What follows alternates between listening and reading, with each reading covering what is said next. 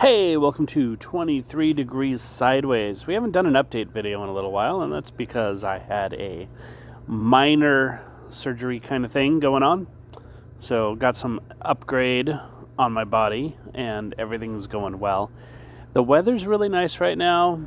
This is the first after Christmas video, but we're still not quite in New Year's. And it's really hard because right now there's a part of me that wants to just go. A couple boats are leaving where we're docked at right now today. Like I've watched a couple actually take off. Poof, cruisers leaving. And I know that one other person that I talked to is planning to leave today, and the weather's really nice and everything's going pretty well. There's rain tomorrow, but not any storms or anything coming up. And with our rate of travel and everything, we could pop down the river, anchor, pop down to Poquoson, anchor, pop out, anchor. I'd really like to have 4 or 5 days of pretty good weather before I do that, but we could, and it's really tempting to just cast off, just do it today. We don't have anything seriously holding us. We're not waiting on any parts. There's nothing going on. We do have some plans. I have plans for some things that I need to do nearby in the next month. But we don't have to be here to do it, so to speak. It gets harder. It gets harder to do the necessary travel for the Veterans Administration if I move too much. So maybe we should just go ahead and hang out, hold out for the next 6 weeks. I don't want to. I want to just go. But it's all fine. It all works either way. Everything works out. So there's that itch, watching people go, and I'm like, hey, yeah, we could be going. So I don't even know at this point. Our goals and our schedules and our plans are so up in the air. You think that the goal, the ideal, is to be in Florida in the winter for a specific reason or a specific season, and maybe not. Maybe that's next winter. Maybe this, the next 6 weeks, which is the majority of actual winter, is going to be up here, and we take care of stuff. There is some medical stuff to take care of. It's not super life-threatening or anything, and if I skipped it, I probably would just be able to do it again in a year or two. I mean, who knows? That's not what the doctors say. That's what I say. So maybe, hang out for a little bit longer, deal with the travel necessities for a little bit longer, and then, we'll see what happens. That would give us, so if we did that would give us, for cruising, that would give us, so spring would be a lot of northern ICW going down to the southern ICW, maybe the Gulf side of the ICW. And then we'd need to get out of, Hurricane Alley sometime in high summer. Take a look and see how the season's going to go, but be ready to do that. And that wouldn't be so bad. It's the season, the boating season, so things get a little bit more crazy. If you're, around the Elizabeth River, Norfolk, James River, Portsmouth, whatever. But if you go up the Dismal Swamp and get in, and then of course there's the bugs. If you're doing ICW swamp routes and stuff, you got to pay attention to that. And then, you come back to September and you start slowly migrating south, maybe, duck into Washington, North Carolina or something. And then, I don't know, there's a lot of options there. And there's a whole year of weather outlook to look at, I know that the weather, so let's talk about the weather a little bit. Right now, the weather forecast, the long-term almanac forecast for the rest of winter for the east is mostly a little bit colder than normal and a little bit stormier than normal. Like, this is going to be a little bit Until you get pretty far south where it doesn't matter that it's going to be 3 to 5 degrees colder than normal, you're looking at basically uncomfortably cold weather to just hang out and cruise in. And it's not, it's not seriously uncomfortable. Once you get down past some of the stuff, you're going to be looking at, daytime temperatures in the 50s, maybe high 40s on occasion. And you can cruise with that. If you're not dealing with super windy storms and everything, it's fine. But, if you are in dead air and you're pushing 5 knots, that means you have a 5-knot breeze at 50 degrees that you can't get out of because you're driving a boat.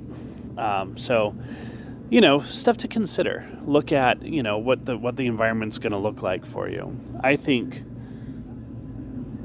something above 57 is really where I start to get really happy with it. I'm not so worried about the nighttime temperatures. I would prefer, I also prefer better or brighter. How do I describe it? I would really prefer longer days, and slightly and moderate temperatures. And that's just what everybody wants, but it's just, we're cruisers. We don't have to fight that. I'm not a fisherman. I don't have to go out when it's 30 degrees and windy, and dark at 4 p.m. So maybe waiting that 6 weeks is a good idea. There's a resistance that I have that is based on not wanting to get stuck, get the idea that I'm not moving, that we're just stuck here, and that we end up just kind of like here forever.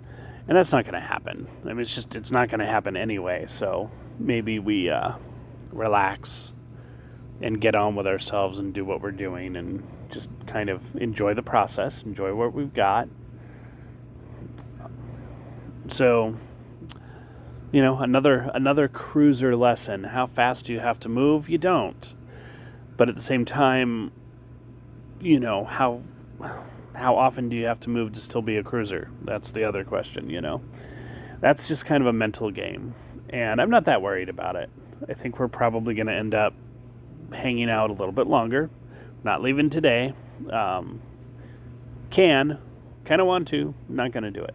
We have some plans with friends as well, and I have project plans to deal with that are still, there's projects that I really want to get done before we anchor out for a week at a time, and that's probably the biggest thing to actually look at. There's the long-term anchoring and what I want to get done for that. So now that we're done with the holiday and medical stuff, I can focus on that a little bit more. And, we'll see. What else is there? There's that whole being on the water part, and that's kind of important. And if you ever want to do the lifestyle, the first thing to do is figure out how to get on the water. And that means basically get a boat and get out there on the water. That doesn't always mean going anywhere with the boat, okay? I talk about this on the Substack, but I don't really talk about this on the YouTube so much. But, excuse me, I'm just looking around because everything's pretty today. But, so if we take a look at what do you need to experience the life? You need a boat in the water. And that's probably the key thing to look at is can you put it in the water for periods of time? If you have a boat, even a very small boat that's in a slip in a marina, like down there, and it's big enough for you to spend the night on, then you're good.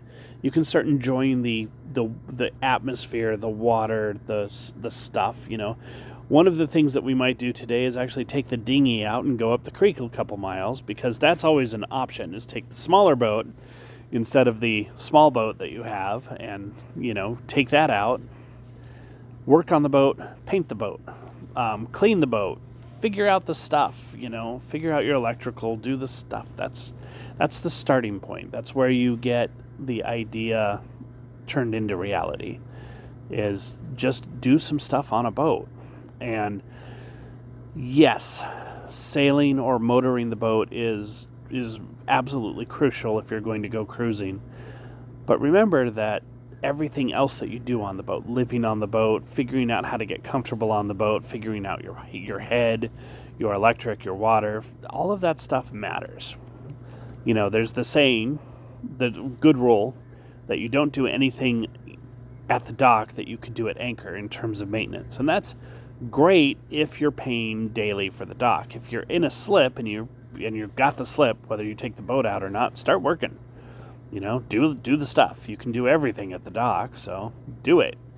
And that's it, because you're not going to work fast, because you have a cockpit and a beer. Whatever you do. I drink tea. I don't drink much, but you still have a cockpit to hang out in, or a cabin, and you've got that on the water part. That's what I talk about on the Substack a lot, is being on the water is the point. So whether you live aboard, cruise or not, that's emotion. That's something that progresses. It's something that happens over time if you want to. But plenty of people just get a fairly inexpensive boat, one that floats pretty well but is kind of a project, and they hang out on it overnight, like Friday nights or Saturday nights or something. And some people will laugh and say, oh, that's just your hotel on the water. Well, yes, but also if you're really working on it, it's also your learning experience, your springboard, everything you need to learn, everything you need to do to start becoming a cruiser. There's a couple different ways to go about it. There's people who just drop $2,000 on a boat, leave the dock, and figure it out on the way. And you can do that on the ICW, and it's totally fine. And there are people who spend years and years working on a boat and never really go, but they're perfectly happy, and they spend lots of time, all of their fun time, on the boat, and that's fine too. Just get out on the water. And that's the point. And that's one of the things that I have to remind myself of at times, is that I'm on the water. It doesn't matter if we make another 500 miles down the ICW this month or next month or the month after. We're going to be fine either way. So hanging out on the James River, whatever, that's not a problem. That's it. Right now, in fact, we're just kind of hanging out. That's it. Don't forget to like, share, subscribe, do all the fun stuff, and we'll talk to you soon. Stay sideways.